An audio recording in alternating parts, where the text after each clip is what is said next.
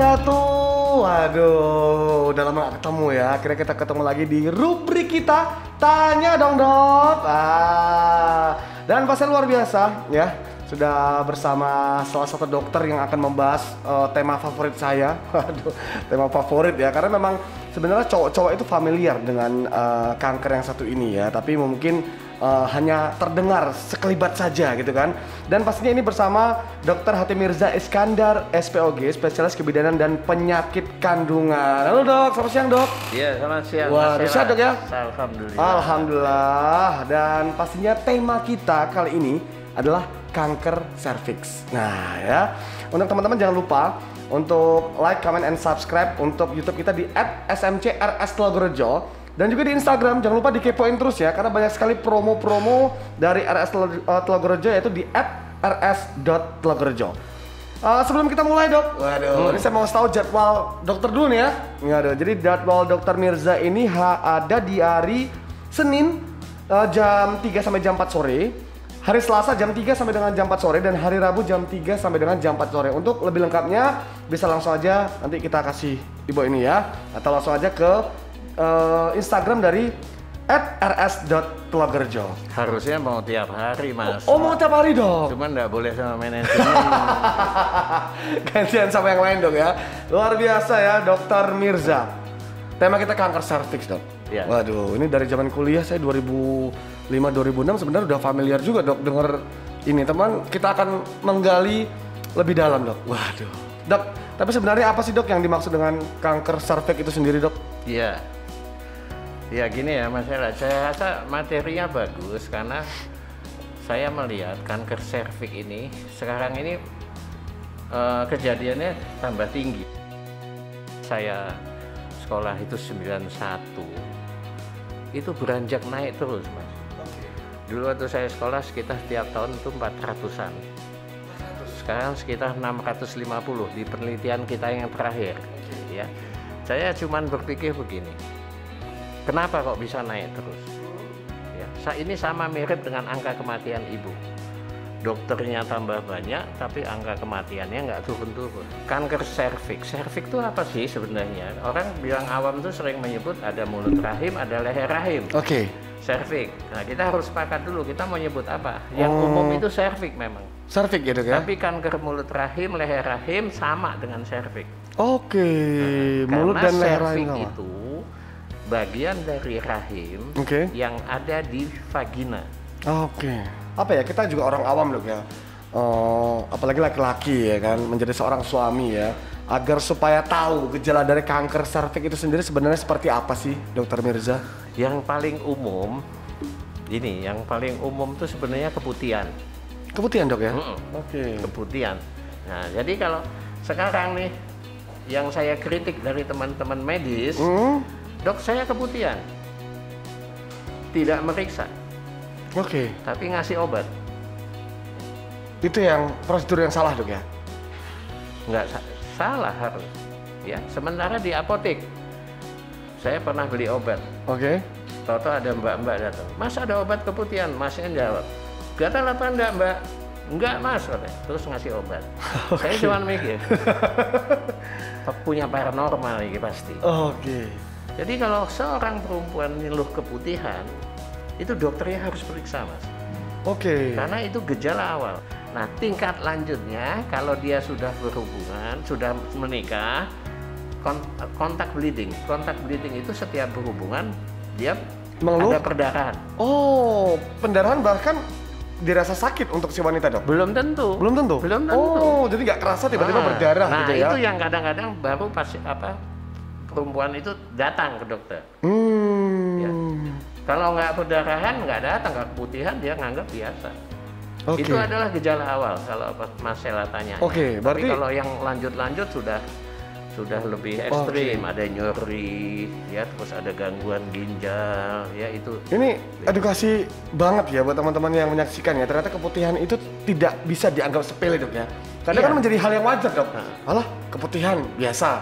Padahal itu bukan hal yang biasa dok ya. Harus diperiksa langsung oleh dokter yang ahli. Ada dua hal ya yang dianggap biasa oleh kaum perempuan kita, Indonesia loh ya.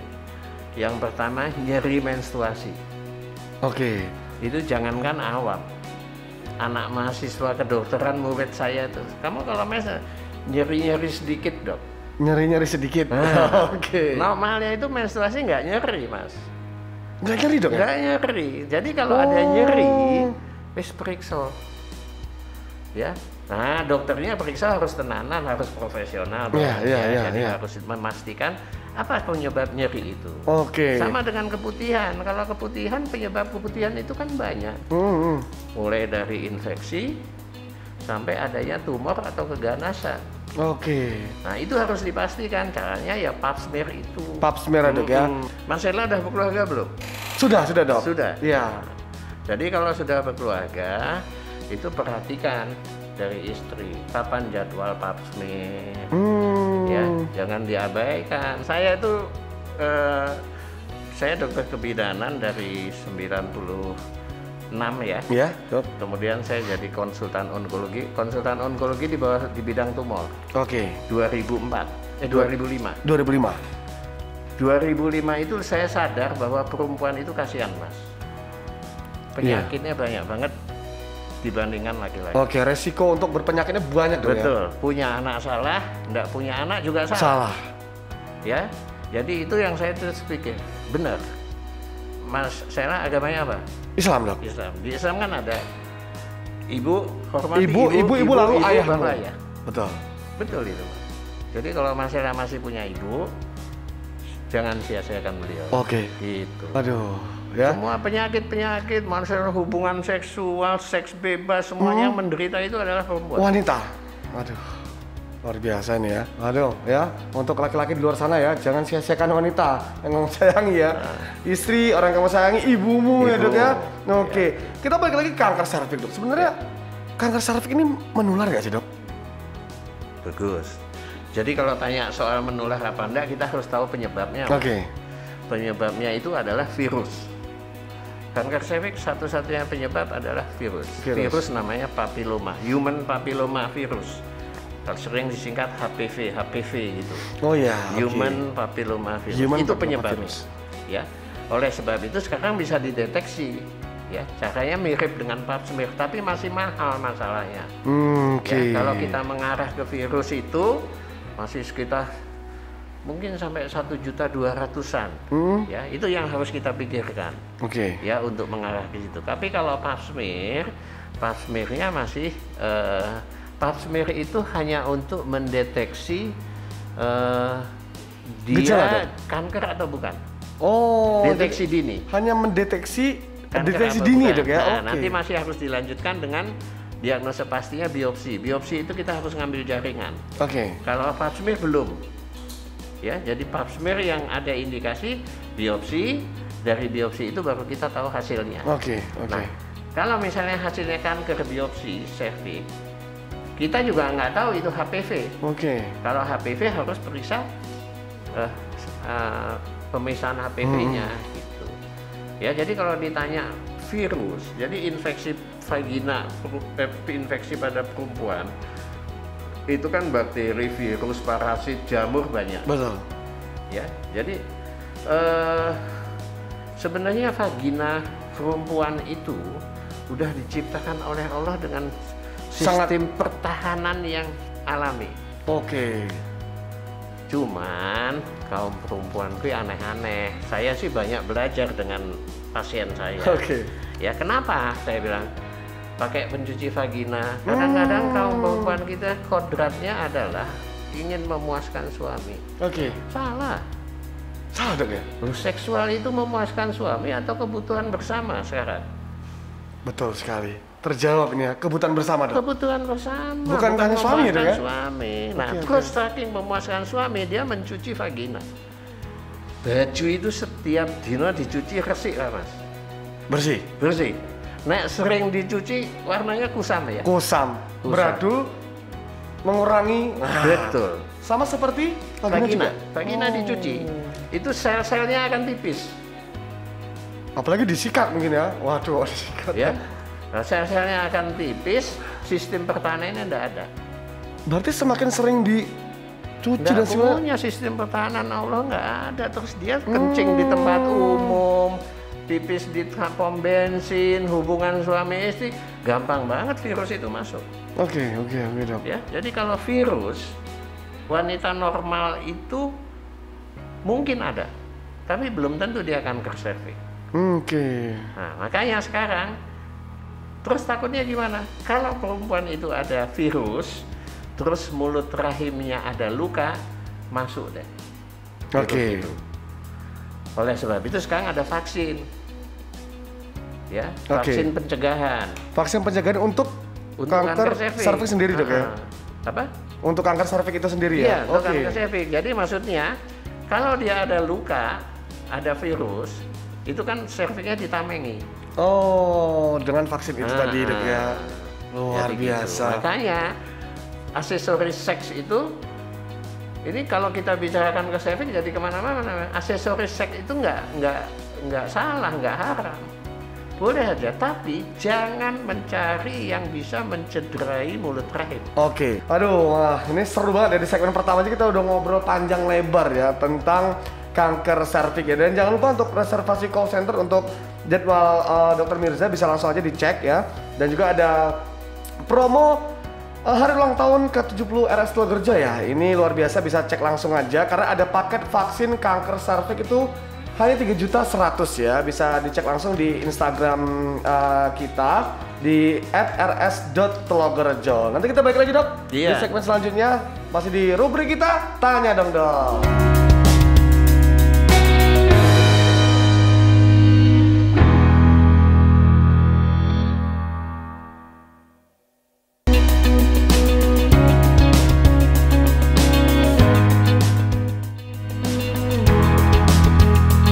Oke, balik lagi di segmen yang kedua, masih di rubrik kita Tanya Dong Dok. Seru banget ya, ngobrol bersama Dr. Mirza, spesialis kebidanan dan penyakit kandungan ya. Kita ada di segmen yang kedua, Dok. Waduh, seru banget ya, banyak banget statement dari Dr. Mirza pun yang akhirnya mengubah mindset kita pada hari ini, Dok ya. Dok, kalau kita ngomongin bagaimana sih, Dok, cara untuk mencegah kanker serviks itu sendiri, Dok? Oke, pencegahan, kita bicara pencegahan. Oke. Ya, jadi di dalam pengelolaan kanker serviks itu ada pencegahan primer. Oke. Pencegahan primer itu bukan vaksin, bukan pap smear, tapi menjaga organ reproduksi, kebersihan organ reproduksi dan vaksin. Oke. Itu primer. Primer. Nah, sekundernya baru kita melakukan pap smear atau IVA. Sekundernya, Dok ya? Sekunder Oke. itu. Ya, saya kembali ke primer. Menjaga organ kebersihan organ reproduksi itu bukan dengan mencuci. Oke. Ya. Tapi justru dia merawat, melakukan hubungan seksual yang benar, yang baik, itu termasuk menjaga. Termasuk, maaf ya, memotong rambut kemaluan. Oke. Di Islam ada. Ya. Tapi bukan dikerok. Dipendekin. Dipendekin, digunting, Dok ya? Dipendekin. Bukan mencukur rata, Dok ya? Nah. Oke. Tidak memakai pencuci vagina sembarangan. Tadi yang saya katakan, sistem pertahanannya akan lihat. Oke. Pembalut. Oke, pembalut. Saya tanya, Mas. Zaman dulu ada pembalut nggak sih? Tidak ada, Dok. Tahu? Pernah ngalami? Masih ibumu udah pakai pembalut? Karena ibu saya masih pakai kain. Kain, Dok ya dulu Iya, ya? kain, anduk, dicuci. Itu malah nggak ada masalah. Sekarang sudah ada pembalut, dikasih macam-macam. Oh. Ya, saya tanya sama pasien, Bu, kenapa sih suka pakai pembalut itu? Apa Mas jawabannya? Enak, Dok, semriwing katanya. Semriwing, karena memang ada yang, sorry, mungkin mint, ada rasa-rasanya, Dok ya? Ya, Itu kita nggak usah sebut merek ya. Iya. Mint. Saya bilang kalau Ibu cari mint, Ibu beli pembalut biasa, Ibu olesin Remason, Bu. Saya bilang. Remason, Dok, pedes, Dok. Itu tambah mint banget, Bu. Saya bilang gitu. Ya. Iya, oke. Ini kan apa ya, aneh-aneh ya. Oke. Ini yang justru kaum perempuan tidak menjaga kebersihan organ reproduksi. Habis itu vaksin. Nah, masalahnya vaksin itu masih mahal. Dia untuk pelayanan massal belum bisa kita. Oke, masal belum bisa udah ya? Masih ke private. Ya. Hanya untuk orang-orang sebagian yang mengadu, Dok ya? Ya, idealnya sebenarnya vaksin itu ada di usia SMA. SMA dok? Antara 15 sampai 19 tahun itu idealnya. Tapi sebenarnya vaksin itu boleh dipakai sampai usia, rekomendasi kita sih sampai 55 tahun. 55 tahun. Tapi saya nggak pernah menganjurkan pada yang usia 50 karena masih mahal tadi. Ya, yang di atas 50 pap smear aja rutin gitu. Ya, itu pencegahan primer. Pencegahan primer. Nah, kalau pencegahan sekundernya tadi saya katakan pap smear. Ya. Sorry, apakah pap smear itu sama dengan screening dok? Hampir sama dok dengan screening itu? Sama ya, screening kanker serviks itu namanya dengan pap smear caranya. IVA, ada pap smear, ada IVA. IVA itu sebenarnya diturunkan lagi karena program pemerintah geografis kita tidak mendukung ya, dan sosial ekonomi nggak mendukung. Ya, makanya dibikin IVA. IVA itu single visit approach, datang diperiksa kita bisa tahu. Tapi pelayan kesehatannya harus terlatih gitu. Khusus dok ya? Kalau saya 2008 tuh, dari 2008 sampai kemarin Jawa Tengah keliling. Cuman sekarang pengamatan saya, ibu-ibu itu banyak kendala. Satu, mahal. Dua, takut. Takutnya ada dua konteks nih. Takut perlakuan pengambilan, ada juga takut hasilnya. Ya, jadi tapi kalau malu kan ada dokter kebidanan yang perempuan.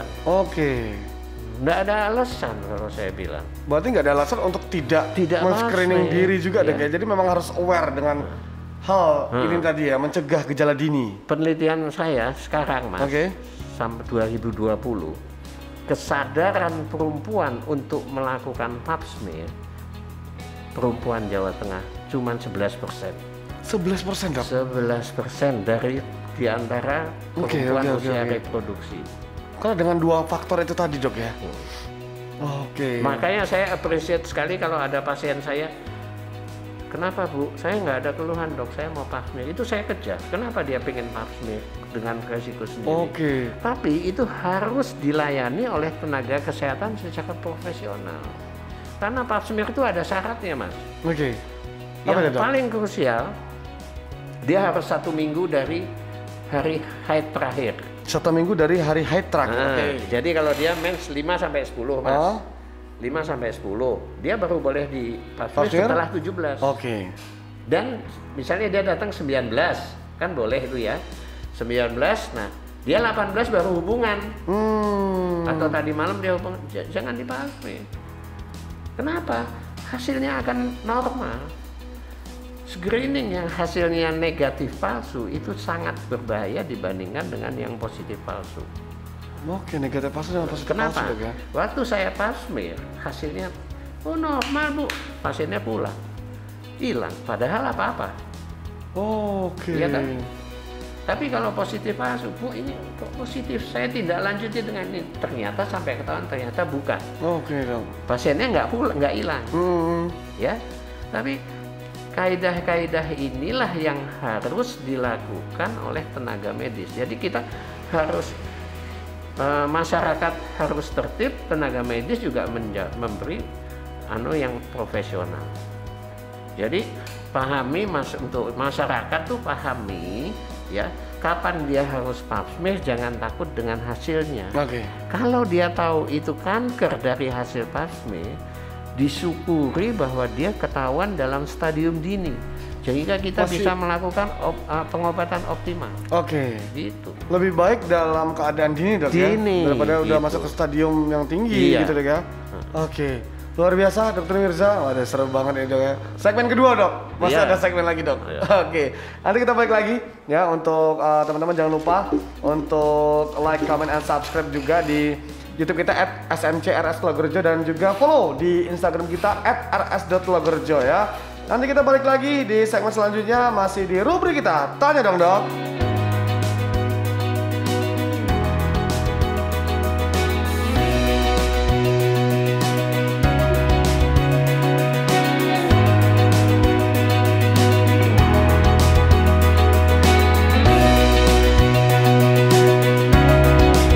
Oke, balik lagi di rubrik kita Tanya Dong Dok. Luar biasa ya, ini segmen per segmen kita membahas sangat detail ya bersama Dr. Mirza, spesialis kebidanan dan penyakit kandungan ya. Dan jangan lupa untuk jadwal dokter sendiri ada di hari Senin, Selasa dan Rabu jam 3 sampai 4 sore ya. Nanti untuk mengetahuinya bisa langsung aja di bawah ini atau di kepoin langsung aja di Instagram kita di @rs.logrjo. Dokter Mirza, segmen terakhir dok. Tapi kita sebelum ke statement akhir, closing akhir, kita balik lagi ke pap smear atau screening itu tadi dok.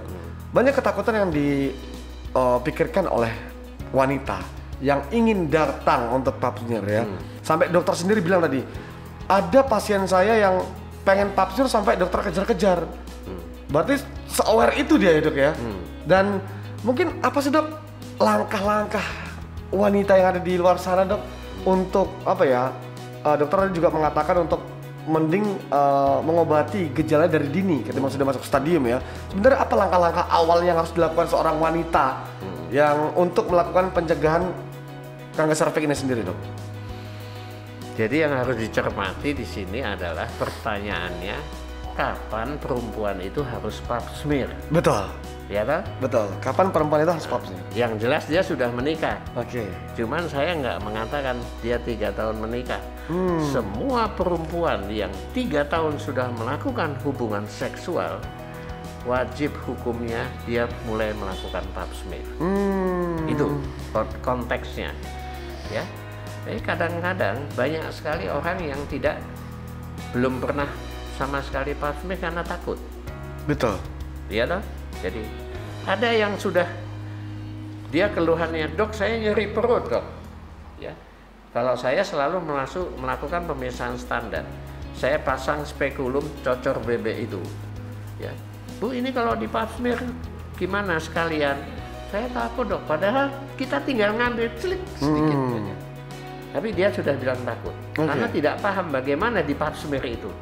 Prosedur pap smear sendiri. Jadi pap smear itu sebenarnya tadi saya katakan kita harus tahu syaratnya ya, dari mens terakhir dan tidak hubungan, ya, tidak memakai obat-obatan yang masukkan vagina, ya. Kemudian seperti meriksa kandungan, kalau meriksa kandungan ya selalu kita mejanya pakai meja ginekologi toh. Betul dong. Sing kakinya dinaikkan. Itu yang memberi apa? Image ya. Image takut. Oh. Ya. Yang kedua, pap smear itu apa? Kita mengambil sampel dari serviks tadi, Mas. Jadi kita harus membuka, kita harus bisa lihat mulut rahim atau serviksnya, kemudian kita ngambil di 2 tempat. Ya. Itu prosedurnya. Habis itu selesai. Ngambilnya cuman pakai kayak alat yang kecil sekali. Yang bikin sakit, yang bikin ngeri pasien itu adalah posisinya litotomi. Kalau di bahasa kedokteran litotomi sama pasang spekulum. Kalau ngambil pap smear-nya nggak terasa. Tidak terasa dok ya? Tidak terasa. Ya, cuman ya sekarang pertanyaannya, kalau kita tidak benar melakukan pengambilan, itu yang terjadi kesalahan. Satu saat ya mas, ini cerita lagi. Ada pasien, dok saya sudah pap smear di tempat A, bukan di dokter. Ya. Bukan di rumah sakit Logrjo juga pasti ya. Gitu. Saya lihat ini, iseng-iseng saya tanya, Bu, kalau di sana caranya pap smear gimana? Ya itu dok, kita disuruh tiduran, kaki kita ditekuk, mbaknya pakai sarung tangan, terus jarinya dimasukkan, dioleskan, dek, langsung dek gitu dok ya? Pembohongan, ya, karena kesalahan-kesalahan itu yang diambil oleh, ada yang diambil oleh dokter umum, bidan, para SPOG juga. Saya nggak mengatakan kita selalu betul, tapi kita meminimalisir kesalahan. Ya, jadi kalau saya bilang nggak usah takut lah. Ya, jadi karena yang bikin takut itu ya litotomi sama alat spekulum cocor bebek itu. Tapi kan kalau misalnya dia belum punya anak, kita spekulum itu ada 3 umuran, Mas. S, M, L. Kalau belum punya anak ya kita pakai yang kecil dong. Ya, jangan pakai yang ada size-nya juga dong ya? Ada size-nya. Ya, emangnya baju aja oleh saya. Kalau triple XL ada dok? Gede banget ya. Gitu. Jadi sebenarnya nggak pada tempatnya kalau kaum perempuan itu takut untuk dilakukan papsmir, malu untuk dilakukan papsmir. Nggak perlu. Cuman saya harapkan teman-teman dari tenaga kesehatan juga profesional lah, jangan bermain dengan gaya paranormal tadi. Menerawang itu tadi. Ya, jadi kita harus menghargai pasien yang dia punya kemauan untuk datang sendiri, dijawab oleh kita tenaga kesehatan dengan profesionalitas. Ya, jadi prosedur papsmir itu jangankan di Telogorejo di puskesmas, tapi ambillah yang benar. Dan tidak perlu harus onkologi, dokter umum aja bisa. Bisa dok ya. Boleh. Dan sosialisasi ini sebenarnya udah sampai ya dok ya. Sudah di dalam mulai dari pendidikan, pendidikan mahasiswa sampai penyuluhan masyarakat kan ada. Makanya tadi saya appreciate dengan acara-acara seperti gini. Gitu. Dan luar biasa ya. Jadi di episode kali ini kita luar biasa sekali kedatangan Dr. Mirza yang membahas kanker serviks ya. Yang akhirnya kita bisa tahu ya bahwa banyak statement-statement dan pemakluman yang ada di masyarakat terutama wanita ya terkait gejala dini kanker serviks yang akhirnya kita tahu terjawab sudah ya di episode kali ini ya. Dan karena mungkin saya banyak belajar dari pasien dok ya. Luar biasa dok. Saya juga belum tentu mau terus loh mas. Saya juga nggak tahu ini kok mau. Dok mungkin terakhir dok karena memang nggak waktunya ya, waktu akhirnya mau kita untuk berpisah. Tadi dokter ngomong memang kalau membahas serviks ini harus panjang lebar ya, harusnya 2 jam katanya. Dikira dokter tadi 2 jam bahasnya. Waduh, panjang banget dok. Akhirnya kita ada di closing statement dok. Mungkin statement terakhir dari Dr. Mirza untuk wanita-wanita yang ada di luar sana terkait kanker serviks apa sih dok? Ya, jadi kalau statement saya ada untuk kaum perempuan khususnya Jawa Tengah atau mungkin di luar Jawa Tengah, yang pertama adalah jagalah organ reproduksi. Ya. Yang kedua, bagi yang sudah menikah, rutinlah melakukan papsmir. Maksudnya rutin itu apa? Setelah dia 3 tahun melakukan kontak seksual, dia tiap tahunnya boleh harus melakukan papsmir kalau hasil papsmir pertamanya normal. Ya. Jadi kalau misalnya dia tahun ini normal, besok normal, habis itu boleh 3 tahun. Boleh 3 tahun ya. Tapi dengan catatan tiap tahun normal. Jadi ini jangan dilakukan. Kemudian yang tadi saya katakan bahwa tidak usah takut untuk melakukan papsmir karena papsmir itu sebenarnya bisa di mana saja, tapi harus diambil oleh tenaga yang profesional. Ini yang saya katakan, tolong untuk yang melihat, mendengar juga ikut menyebarkan pengetahuan ini supaya kita sama-sama menurunkan angka kesakitan dan kematian kanker serviks. Luar biasa dokter Mirza. Jadi masalah nanti pulang tanya langsung sama istrinya. Langsung. Udah papsmir belum? Harus ya? Kalau belum, saya ke Telogorejo nanti saya papsmir gratis. Ini juga khusus masalah istrinya gratis saya. Amin. Alhamdulillah. Beneran nih dok ya. Jadi buat teman-teman ya semuanya ya, sekali lagi mungkin dengan tayangan ini ya boleh share ya untuk link YouTube-nya ya, mungkin ke grup WA ya dok ya, ke Instagram ya, di tautan. Jadi kita sebarkan bareng-bareng bersama-sama untuk ilmu dan edukasi seputar kanker serviks ini ya, agar supaya wanita Indonesia ini juga banyak yang terselamatkan ya, banyak yang mengetahui kanker serviks sejak dini. Luar biasa, terima kasih untuk Dr. Mirza, spesialis kebidanan dan penyakit kandungan. Dan jangan lupa untuk jadwal dokter ada di hari Senin, Selasa, dan Rabu ya, jam 3 sampai dengan jam 4 sore. Langsung aja bisa dicek di @rs.telogorejo. Dan juga saksikan terus rubrik kita di Instagram rs.telogorejo dan Tribun Jateng ya, serta YouTube dari SMC RS Telogorejo dan juga Tribun Jateng.